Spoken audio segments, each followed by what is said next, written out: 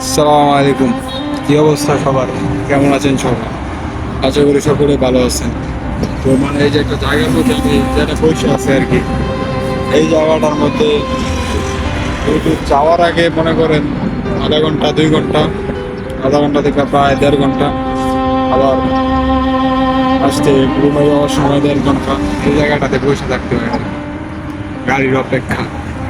তো আসেন দেখায় আপনাদেরকেও ওই জায়গাটা কেমন।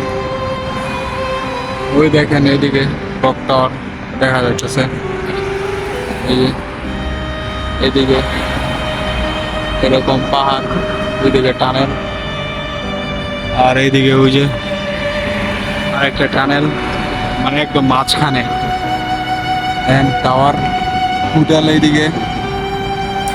ওই আর কি চলতেছে জীবন।